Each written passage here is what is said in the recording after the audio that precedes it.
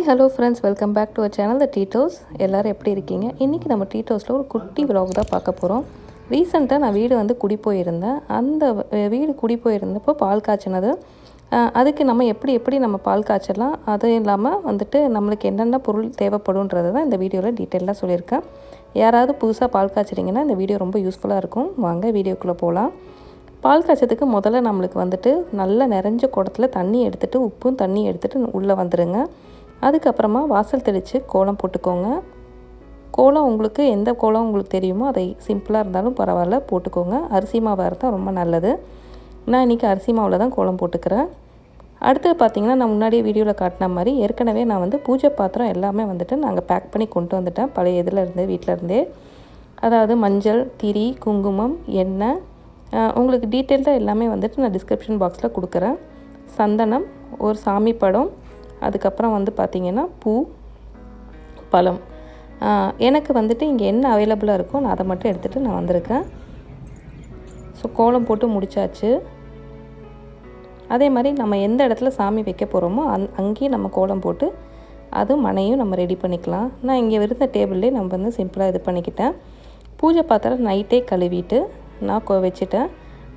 இங்கே வந்து தான் நான் பொட்டு வச்சேன். ஏன்னா நம்ம வர வழியில் கொண்டு வரும்போது இந்த எங்கேயாவது பட்டு நம்மளுக்கு பொட்டு வந்து விழுகிறதுக்கோ இல்லை கலைஞ்சி போகிறதுக்கோ நிறைய வாய்ப்பு இருக்குது. அதனால் வந்துட்டு எப்போ நம்ம பூஜை பண்ண போகிறோமோ அந்த நேரத்தில் கொஞ்சம் ஒரு டிஷ்யூ வச்சுட்டு மறுபடியும் தொடச்சிட்டு நீங்கள் இந்த மாதிரி வந்துட்டு உங்களுக்கு நீங்கள் மஞ்சள் குங்குமம் எப்படி வைப்பீங்களோ அது மாதிரி நீங்கள் வச்சு அரேஞ்ச் பண்ணிக்கலாம்.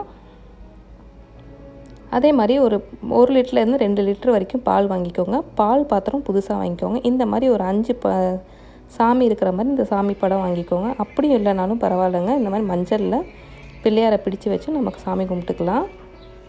நான் இந்த அளவுக்கு வந்துட்டு சாமி முடிஞ்ச வரைக்கும் அரேஞ்ச் பண்ணியிருக்கேன். அடுத்தது பார்த்தோம் அப்படின்னா, கூடுமான வரைக்கும் நம்ம வந்துட்டு பால் காய்ச்சறதை வந்துட்டு நம்ம பிரம்ம முகூர்த்தத்தில் பண்ணோன்னா ரொம்ப நல்லது. எனக்கு வந்துட்டு அங்கேருந்து வர்றதுக்கு ரொம்ப டைம் ஆனதுனால எனக்கு பிரம்ம முகூர்த்தத்தில் பண்ண முடியல. அதாவது 4:30லேருந்து 6 மணிக்குள்ளே பண்ணிடணும்.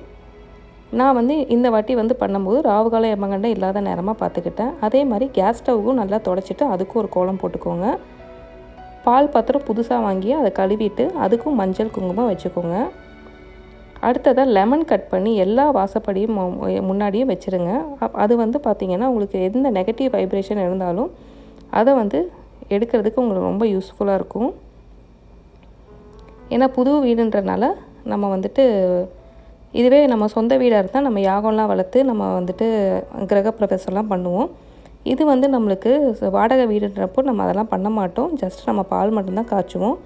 ஸோ அப்போ வந்து நம்ம வந்து இந்த மாதிரி கொஞ்சம் லெமன் அந்த இதெல்லாம் வச்சோம் அப்படின்னா அதே மாதிரி கொஞ்சம் நம்மளுக்கு வந்து நெகட்டிவ் வைப்ரேஷன் கொஞ்சம் கம்மியாக இருக்கும்.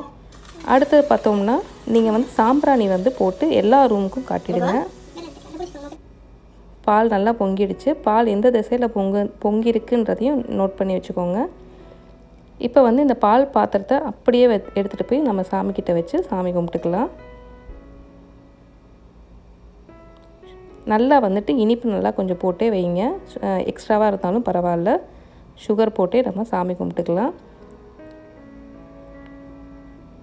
அதே மாதிரி அக்கம் பக்கம் யாராவது உங்களுக்கு தெரிஞ்சவங்க இருந்தால் கூப்பிட்டுக்கோங்க. இல்லைனாலும் நம்ம போயிட்டு இந்த பால் மட்டும் பிரசாதமாக நம்ம கொடுத்துட்டு வந்துடலாம். இப்போ எல்லாருக்குமே நம்ம வந்து இந்த குலதெய்வ சொம்பு வந்து வச்சுருக்கோம்.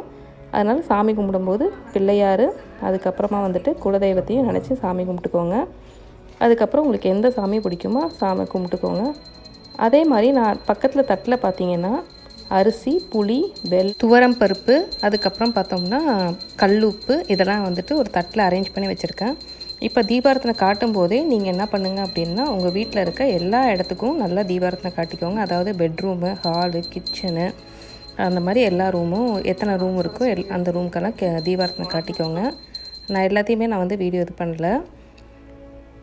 இது வந்து பார்த்தோன்னா ஒரு மத்தியானம் சாயங்காலம் போல் வந்துட்டு எனக்கு வந்துட்டு இங்கே வந்து காம்ப்ளிமெண்ட்ரியாக வந்துட்டு இந்த மாதிரி குக்கர் செட்டு கொடுத்துருந்தாங்க. ஸோ அதை மட்டும் சும்மா நான் ஓப்பன் பண்ணி பார்த்துட்டு இருந்தேன். ஃபுல்லாக பிரிக்கலை. ஏன்னா ஷிஃப்ட் பண்ணும்போது இதுவும் வந்துட்டு ஒரு இதுவாக இருக்கும்னு சொல்லிட்டு இவ்வளோ ஐட்டம்ஸும் அது உள்ளே இருக்குது.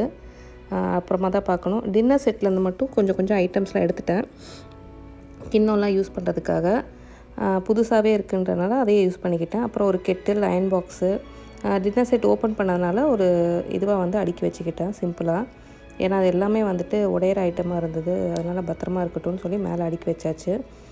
அடுத்தது பார்த்தோன்னா இந்த மாதிரி டாய்லெட் ப்ரஷ்ஷு எல்லாமே அப்படியே கொடுத்துருந்தாங்க. ஒரு சூட்கேஸில் துணி எடுத்துகிட்டு நம்ம நேராக வந்து தங்கிடலாம். வார்ட்ரோப்லேருந்து எல்லாமே இருந்துச்சு. இது பார்த்திங்கன்னா பெரிய பக்கெட் வந்துட்டு வாசலில் குப்பை போடுறதுக்கு வைக்கிறதுக்கு. அப்புறம் வந்து இந்த பிளேட் ஹோல்டரு, அதை கீழே வந்து ட்ரைன் பண்ணுற மாதிரி ஒரு ட்ரேவும் கொடுத்துருக்காங்க, தண்ணி விழுகாமல் இருக்குது. அப்புறம் வீட்டுக்குள்ளே வைக்கிற ஒரு டஸ்ட்பின்னு. இப்போ பார்த்தீங்கன்னா அந்த இதெல்லாம் வந்துட்டு நான் வீட்டிலேருந்து எடுத்துகிட்டு வந்த ஐட்டம்ஸு. அடுத்து பார்த்திங்கன்னா டின்னருக்காக டின்னர் டேபிள் செட் மாதிரி என்னமோ வச்சுருக்காங்க. அதில் வந்து பார்த்திங்கன்னா ஸ்பூன் நல்லா இருந்தது. ஸ்பூன் செட்டு சின்னதுலேருந்து பெருசு வரைக்கும் வச்சுருந்தாங்க. அப்புறம் எக் ஸ்லைசரு, இந்த மாதிரி சேலட்லாம் சாப்பிடும்போது நல்லா யூஸ் ஆகும், அந்த மாதிரி வச்சுருந்தாங்க. அப்புறம் ஒரு கத்தியும், நார்மலான ஒரு கத்தியும், அதுக்கப்புறம் வந்து ஒரு கட்டிங் போர்டும் வச்சுருந்தாங்க. ஸோ இன்றைக்கி அந்த பாத்திரத்துலேயே நான் என்ன பண்ணியிருக்கேன் அப்படின்னா, அரிசி கொதிக்க வச்சுருக்கேன். ஏன்னா ஏதாவது பொங்கி சாப்பிட்ணும் அப்படின்னு சொல்லுவாங்க. ஸோ ஒரு பக்கம் வந்து நான் கொண்டு வந்த அரிசியிலேயே கழுவி அதே இது பண்ணிக்கிட்டேன். இன்னொரு பக்கம் பார்த்திங்கன்னா வெல்லம் போட்டுட்டு தண்ணி கரைச்சி வச்சுருக்கேன். அடுத்து கெட்டில் கழுவிட்டு நான் என்ன பண்ணியிருக்கேன் அப்படின்னா, கொஞ்சம் லெமன் போட்டு தண்ணி போட்டு கொதிக்க வைக்கிறேன். அப்போ தான் வந்துட்டு அந்த வாடை போகும் அப்படின்னு சொல்லிட்டு, அந்த பிளாஸ்டிக் வாடை, அந்த புதுசாக ஒரு இது ஓப்பன் பண்ணால் ஒரு வாடை இருக்கும் இல்லையா, அந்த வாடை வந்து போயிடும். அப்புறம் பார்த்தோம்னா இப்போ இது வந்து பெரிய ப்ராசஸ், இது குக்கிங் அது இது இல்லைங்க, அதனால தான் உங்களுக்கு டீட்டெயில்டாக போடல. இது ஜஸ்ட் நான் வெல்லத்தை கொதிக்க வச்சுட்டு அந்த வெல்லம் வடிகட்டி இதில் சாப்பாடு நல்லா வெந்ததுக்கப்புறம் அதில் ஊற்றிட்டேன். நெய்யும் முந்திரி பருப்பு கூட என்கிட்ட இல்லை. நான் கடையில் போய் தேடி பார்த்தப்போ எனக்கு அதுவும் கிடைக்கல. ஸோ அதனால் சிம்பிளாக வந்துட்டு அப்படியே தண்ணி மட்டும் நல்லா சுண்டுனதுக்கப்புறமா நான் அதை வந்து பிரசாதமாக பண்ணி நான் சாமிக்கு வச்சுட்டு சாயங்காலமாக விளக்கேற்றிக்கிட்டேன்.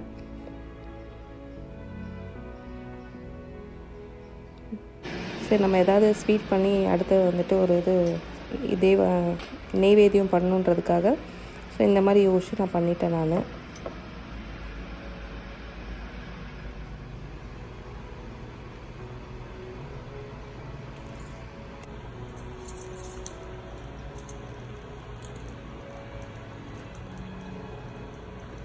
சாயங்காலமாக இந்த மாதிரி விளக்கேற்றிக்கிட்டோன்னா வீட்டுக்கு நல்லது ரொம்ப. ஸோ ஒரு நாள் நம்ம ஸ்டே பண்ணிவிட்டு அதுக்கப்புறம் மறுநாள் கிளம்புனாலும் ஓகே, இல்லை அன்றைக்கே உங்களுக்கு கிளம்பணும் அப்படின்ற இது இருந்தாலும் பரவாயில்ல. கண்டிப்பாக இந்த விலாக் உங்களுக்கு பிடிச்சிருக்குன்னு நினைக்கிறோம். மறுபடியும் ஒரு சூப்பரான விலாகில் உங்களை நெக்ஸ்ட் நாங்கள் மீட் பண்ணுறேன். இந்த விலாக் உங்களுக்கு பிடிச்சிருந்தது, நான் சொன்ன இந்த இது பிடிச்சிருந்தது அப்படின்னா, உங்களுக்கு பயனுள்ளதாக இருந்துச்சு அப்படின்னா கமெண்ட் பாக்ஸில் கண்டிப்பாக சொல்லுங்கள். அடுத்தது வீடியோ போடும்போது எனக்கு ரொம்ப நல்ல யூஸ்ஃபுல்லாக இருக்கும். Thanks for watching. Thank you. See you. Bye.